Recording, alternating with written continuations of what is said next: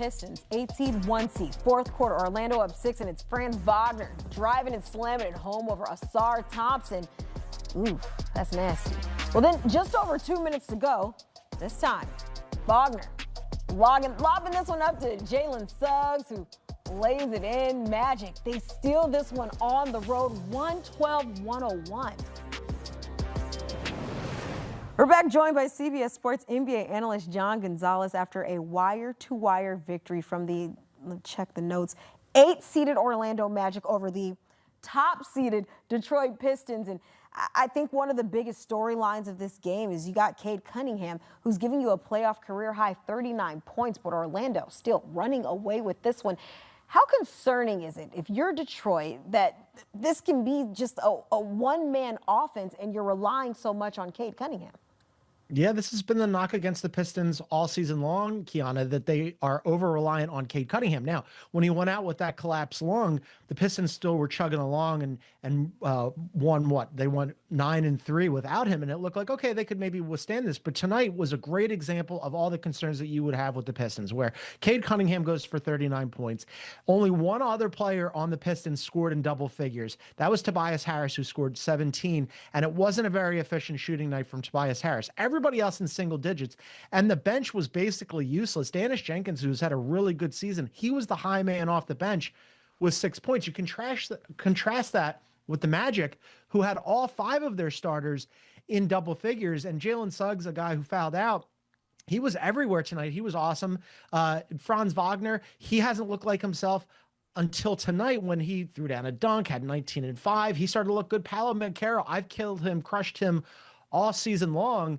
He's had 2 good games in a row. And then I think the concerning thing, especially if you're the Pistons, you lose this game at home. That's 11 straight home playoff losses in Detroit on a night when Desmond Bane had an awful, brutal shooting night, and the Magic still won this one comfortably. That would give me a little pause. Yeah, Desmond Bane going 7 of 20 from the field, 1 of 8 from three-point land. But, John, I want to get your take on this one, and it's not that I'm trying to give any type of excuse, but I'm just trying to make sense of what we just saw.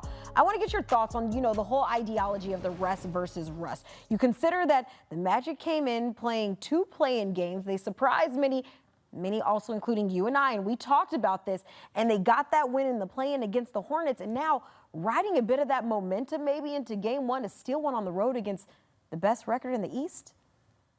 Yeah, I mean, you and I were talking about this right before we came on air. It's kind of wild to watch the Orlando Magic, this version of them, which is the version that we all thought that we would get all season long, but we didn't get until the play-in against the Hornets when it was last chance saloon, win or go home. And I guess you can't rush these things, right? Like, they waited till the very last play-in game to actually try this season.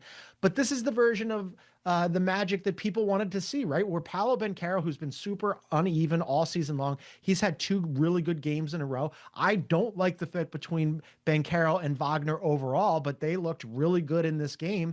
And Jalen Suggs is a little bit of do everything. And, oh man, what would they look like if Bane had a good night? And you contrast that with the Pistons. These 2 teams are very similar, right? Like, the Pistons do all the things that the Magic do well, ostensibly better, except for in this game. The Pistons were number 1 in the NBA this season in points in the paint. Well, who won the points in the paint battle? The Magic, considerably. And then their half-court defense, the Magic's was excellent, not only in that Hornets game, but tonight against the Pistons. And I think one of the guys, if you're the Pistons, that you need to call out here is Jalen Duren. He was next to invisible tonight. He goes for 8 points and 7 rebounds, just 3 of 4. He only took 4 shots. I mean, this is a guy who could potentially make all NBA and is a finalist for most improved player. Well, not tonight he wasn't. And Cade Cunningham really needs his 1A player, and he didn't get him tonight. Yeah, absolutely. And it's very interesting because you and I, we've talked a little bit about this just coming into the postseason. We were talking and previewing this Hornets and this Magic matchup, and we are kind of under this assumption that this is a Magic team that even if they didn't even make the postseason, this would be a unit that's kind of clearing the house a little bit, maybe getting rid of Jamal Mosley, maybe some players and what could happen there. But let's just say, hypothetically, we talked about this not too long ago, let's say that they could win some games, rattle off maybe a couple more upsets. Does that change the way we're looking at what the Magic might be doing this offseason? Maybe. I mean, it would have to be more than just a couple games, right? Because I had the Pistons winning this series in five. Maybe that doesn't come to fruition here, but I do still think that the Pistons are the better team because, as we mentioned, there's so much overlap. If you were doing a Venn diagram between the Pistons and the Magic, there'd be a big part in that middle there because they both like to score in the paint. They both have big bodies. They both play really good defense. I still think that Cade Cunningham is the better player on either team. But in this hypothetical situation that we're talking about here, you know, what happens if the Magic win more than just a couple? What happens if they launch an upset and get out of the first round? Then all of a sudden, is Jamal Mosley sticking around? Everybody, including me, thinks that he's probably a goner and they're going to replace the head coach. I thought, if they're a first round exit, they won't lose in 5 games to the Pistons or 6 games to the Pistons, then maybe they're thinking about unplugging Paolo Banchero. Maybe you put them in a package, dangle them, see if the Milwaukee Bucks bite. Maybe you could get Giannis.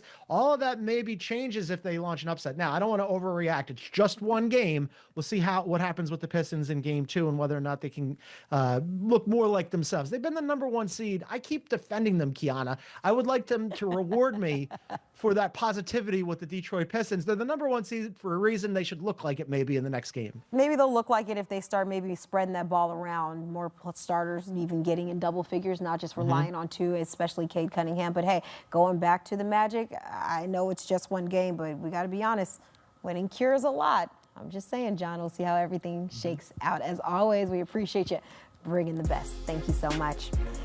Well, Magic bringing their best in game 1. And take a look at their game 1s as an 8 seed all time. Well, yeah, I mean, they've had 3 wins now as an 8 seed. Their lone loss being in 2007 against the Pistons. This one, I mean, they lost the series nonetheless. But hey, like I said, anything can happen. Scary is OKC if they can win a playoff game by 35, and that's even without a vintage shooting night from SGA. Yeah, Kiana, all the notes that I have written down, you just did them. We should switch roles. You should be the analyst, and I'll host this segment. That was ridiculous. I mean, Oklahoma City just came out. I thought that the Sixers got beat bad earlier in the day, but this is kind of what I expected in this series. You and I did our little predictions the other night, and I had Oklahoma City winning this in a sweep, and you saw why in game 1, right? I mean, like, the Suns aren't a big team. If there's one thing that Oklahoma City sometimes has trouble with, it's size, both height and physicality, and that's kind of why they went out and got Isaiah Hartenstein last year. But because the Suns didn't have Mark Williams in this game, not like Mark Williams was going to be a game changer, but everything that the Suns can do, that Oklahoma City can do that much better, right? They have a whole bunch of really long, rangy wing players. They've got the defending MVP and Finals MVP in SGA. Jalen Williams was great tonight, as you mentioned. Chet Holmgren. I mean, there's nothing that the Suns can do to combat that offense. And then defensively, man, are the Suns in trouble because they just come at you in waves, right? I mean, like, after you get through the starting group, oh, by the way, then here comes Kason Wallace, who could make all defense, Alex Caruso, who's all defensive caliber and has made all defense in the past. They just have so many players, and yeah, this is going to be a 4-game series, and the Suns can go off and enjoy their vacation. If you've been watching CBS Sports HQ, like John mentioned, we've been having these conversations, and he called this before the series even started, but I do want to dive a little bit more into what we saw, because do you think this game said more about the Thunder looking like a true repeat threat, or is it about Phoenix just having no real answer in this matchup? Yeah, a little bit of A, a little bit of B, right? This is just an appetizer for Oklahoma City. This is just the beginning for them, the first round. This is a warm-up, right? They dip their toe in the water, and then like the big contests come in the second round, and then certainly in the conference finals, where ostensibly they'll play either the Nuggets or the Spurs should one of those should those 2 teams match up in the second round. But look, last year, we had questions about Oklahoma City, right? They were the best team in the NBA during the regular season, but that's different than going and winning a championship. Well, they did that. They got through the gauntlet of the Western Conference.